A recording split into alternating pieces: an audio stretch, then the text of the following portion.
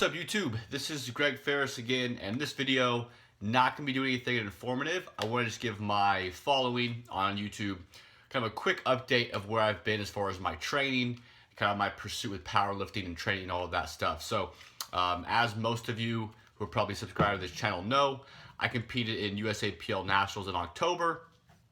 And then I think I've also mentioned on the channel that my plan was to drop the 74 kilo weight class because I was on the 83 kilo weight class in 2015. So kind of looked at where I would need to do, kind of the numbers I need to be at to be really competitive, like top 10 in my weight class. And it looked just on paper, it'd be a lot easier to drop a weight class than it would be to put maybe 150 or 200 pounds on my total in a year. And again, if you've been following me, you know that I don't really hold 183 or 83 kilos very well. I have to eat a ton of food. I'm definitely not at like a good body fat percentage when I am that heavy, at least right now. So I think for both my physique and for my kind of competitiveness, dropping to 74 kilos was the best idea. I've done a pretty good job of that. I guess it's been about 4-ish months since Nationals, now at 3.5, 4 months since Nationals.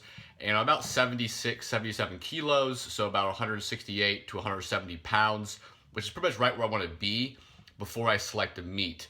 Kind of want to train about 2 kilos over, or about 4 to 5 pounds over my weight class. And once I find a meet, 8 to 12 weeks out, start my prep, get a little bit closer, then probably just do some water or carb manipulation the week of. Nothing crazy, probably just cutting like a kilo or something like that the week of. But again, making weight for 163 for me is not going to be super easy, even though I'm a smaller guy, so I have to kind of play some games there. But anyways, kind of the point of this video is I have been having some injury problems that actually started during prep for Nationals last year in maybe like September even, when I kind of hurt my back. I didn't really have any good consistency with my deadlifts because of it. Oddly enough, it did not affect my squats at all. I almost didn't have a bad squat workout that I can remember during Nationals prep. But deadlifts, I remember I had like a good week and then couldn't pull, then 2 good weeks and a shitty week. Just like some stuff on my low back, my SI. I only deadlifted a 6-pound PR over the course of 6 months of training from my meet in April versus in October. And countered that, I added 22 pounds to my squat during that time. And my squat is more elite than my deadlift, so you would think that if I could put 20 pounds on my squat, which is already good, it should definitely be able to help my deadlift, which is not very good, right? So kind of frustrating that I didn't have more progress there. And I did have some good time, maybe about 4 to 6 weeks right after Nationals. My back felt fine.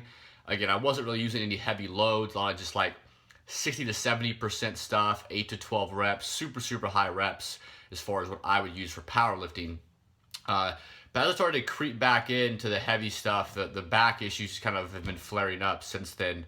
And really, probably for the past 2 months, I haven't gone maybe 2 consecutive weeks without having some back pain where I had to either miss a workout or adjust an exercise or be in pretty fucking big pain for a couple of days after a workout or something. So it's just been really hard to find momentum. If you've followed me on Instagram or something like that, I've talked about trying to build momentum and not going super hard in the gym. I think I do a pretty good job of leaving reps in the tank and leaving some weight on the bar and not being super arrogant and things like that in training. But again, it's been super frustrating. It's February now. I would like to be, obviously I'm not going to be probably stronger, losing 15 pounds in a couple of months and be absolutely stronger. I probably think I am relatively stronger, certainly even with my back pain. The last deadlift I pulled about 2.5 weeks ago, and I pulled 420 for 6. So again, I probably could pull something in that like 490 to 510 mark, which again is 10 pounds below what I did at Nationals essentially, and I'm being a lower weight class. Squat's been pretty damn good. I've also had to do a lot of high bar back squatting. I did a little bit for hypertrophy reasons, but also because it hurt my lower back less, just kind of stayed more upright. I've tripled 405, so I probably could do around 440, 450 high bar, which is probably more than I could have done high bar at 183, so that's good. And then bench press is a little down, but not as much as I thought it would be. I've tripled 265, and again, my best in the gym bench press 291. So again, I think that I'm really damn close, probably after a peak, and of course staying healthy to get to those top weights. Is the big question mark there. I think I'm pretty damn close to where I'd be at the 163 division. So things have been going pretty well. I don't want to make it sound like totally shitty. I've lost 15-ish pounds and pretty much haven't gotten weaker. The crappy part is I haven't been able to train really consistently to build strength. And again, just back in my mind, I'm thinking, man, if I can maintain my strength and having, almost no consistency with training. I squat on Monday and don't know if I'm able to squat again on Wednesday, kind of a thing. I kind of imagine what I'd be able to do in the next 4-6 months if I could actually just build momentum like I had been, last year. So that's kind of my thing. I haven't been uploading footage because it's just like, I don't know how many workouts I'm gonna get in that week. I don't really know my sets and rep scheme. I have a plan going in, but if your back hurts on set 2, you can't do your 6 sets of 4 or whatever, right? Kind of have to auto-regulate it. I'm trying to be as intelligent as possible. And really just the thing that pisses me off the most is it makes training not fun. Because again, the main reason why I train, the main reason why anyone should train, I think, is to fucking have fun. And when you go in there, you're excited to lift, you see other people lifting, and you get warmed up, and you're like, well, can't squat today. It just kind of, puts you in a shitty mood in the gym. So that's been the frustrating part of it. It's just not really having fun with training, not knowing what to expect.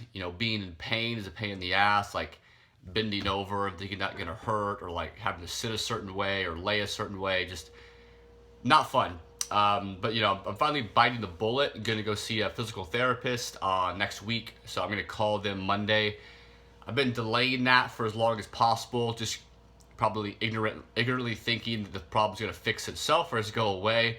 But it's probably time to see that. Even in worst case scenario, if I have to take some time off, it's probably gonna be the best thing in the long run.